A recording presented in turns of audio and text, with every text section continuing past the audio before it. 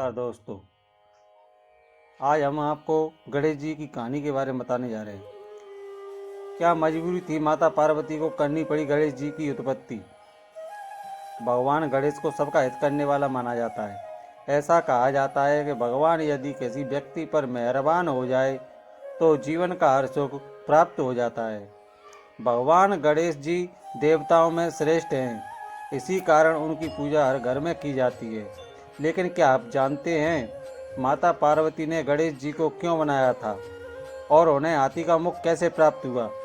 आज हम आपको यही बताने जा रहे हैं। दोस्तों, हम सभी जानते हैं कि माता पार्वती ने गणेश जी को जन्म नहीं दिया था, बल्कि उन्हें बनाया गया था। लेकिन हम आपको बता दें कि माता पार्वती के पुत्र कार्तिकेय था, जो उनकी हर आज्ञा का पालन करता था। फिर भी माता पार्वती ने भगवान गणेश जी को बनाया।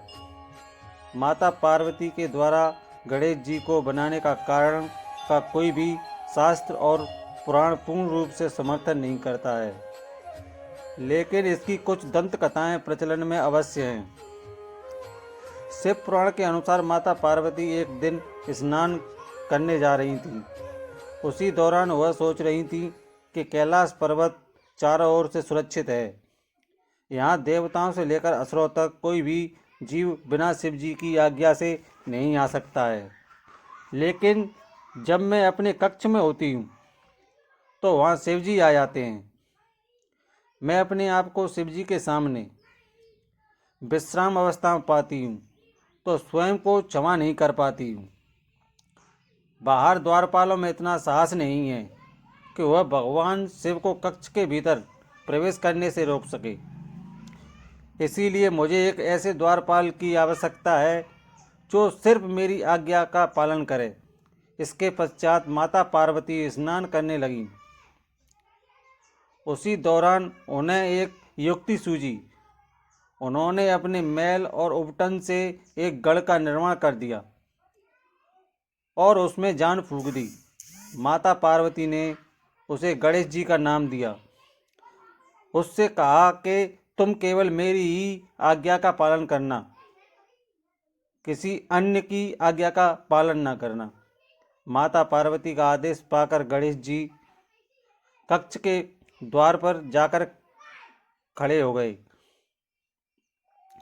कुछ समय पश्चात वहां भगवान शंकर आ गए और माता पार्वती के भवन की ओर जाने लगे, जिस कारण गणेश जी ने उन्हें रोका। किसी साधारण गण के रोके जाने पर शिवजी क्रोधित हो गए और उन्हें अपने प्रलयधारी त्रिशूल से भगवान गणेश जी का सर धड़ से अलग कर दिया। इस बात पर माता पार्वती को क्रोध आ गया, जिससे धरती का विनाश होना शुरू हो गया। कुछ समय पश्चात वहाँ ब्रह्मदेव प्रकट हुए और भगवान शिव को किसी अन्य का मस्तक लगाने की विनती की। भगवान शिव जी ने नंदी सहित कैलाश पर्वत पर उपस्थित सभी गणों से कहा कि आप सभी को निश्चित समय में ऐसे बालक का सर काट कर लाना है जिसकी माता उससे पीठ देकर सो रही हो। उस बालक का सर न काटना जिसकी माता उसे वक्ष से लगाकर सो रही हो।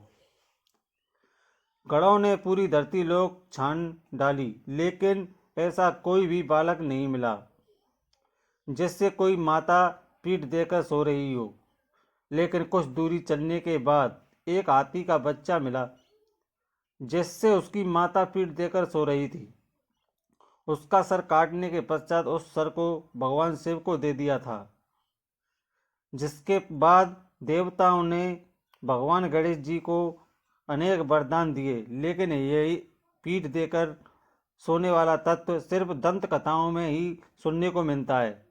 शिव पुराण द्वारा इसके समर्थन को लेकर थोड़ी शंका है, जबकि ब्रह्म पर्वत पुराण में उसके पीछे का अलग ही कारण है बताया जाता है।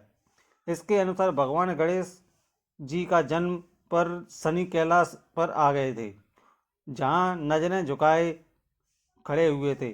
माता पार्वती के कहने पर उन्होंने अपनी नज़र भगवान गणेश जी के मस्तक पर डाली, जिस वजह से भगवान गणेश जी का मस्तक कटकर दूर गिरा दिया गया।